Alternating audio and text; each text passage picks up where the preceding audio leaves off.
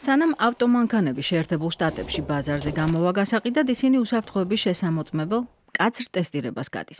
მანქანის ჩარჩო ძირითადად ლითონისგან კეთდება, რომელიც იჭრება და სპეციალური საღებავებით იღებება. ამის შემდეგ მას რობოტები ადუღებენ. მეცნიერებისა და ტექნოლოგიების ეროვნული ინსტიტუტი აცხადებს, რომ მანქანის ჩარჩოს შექმნა მსუბუქი მასალითაც იქნება შესაძლებელი. ავტოინდუსტრიაში მიმდინარე ტესტირება საკმაოდ მარტივია. ეს ძირითადად დრეკადობის ტესტია.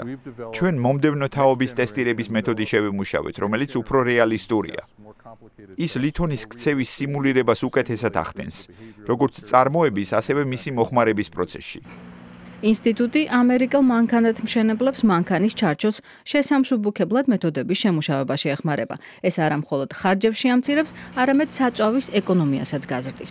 ერთ-ერთი ასეთი მეთოდი ლითონის გაჭიმვაა. ფირფიტას თეთრად ღებავენ და მას თანაბარი ზომის შავ პატარა წერტილებს ახატავენ. ჩვენ ლითონის დეფორმაციას ცენტრიდან საკმაოდ რთული მეთოდით ვახდენთ. ამის დანახვა საღებავზეა შესაძლებელი.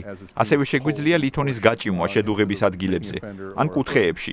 ამის შემდეგ ვამოწმებთ, თუ როგორ მოიქცევა ლითონის შეჯახების დროს. მაღალი გარჩევადობის კამერის გამოყენებით აკვირდებიან, თუ როგორ იცვლის ფორმა შავი წერტილები, ანუ როგორ ხდება ფირფიტის დეფორმაცია. ეს ახალი მეთოდია წარსულში. ლითონის დეფორმირება თუ გაჭიმვა მხოლოდ ერთი მიმართულებით იყო შესაძლებელი. მაგალითად, მწარმოებლების აზრით მასალის დეფორმირება ისეა შესაძლებელი, რომ ის 20%-ით გაიჭიმოს. მაგრამ თუ მოახერხეთ და მასალა 25%-მდე გავჭიმეთ, დეფორმირების ხარისხის გაზრდით, ეს მათთვის ძალიან მნიშვნელოვანი იქნება. ამ შემთხვევაში ისინი მილიონობით დოლარს დაზოგავენ.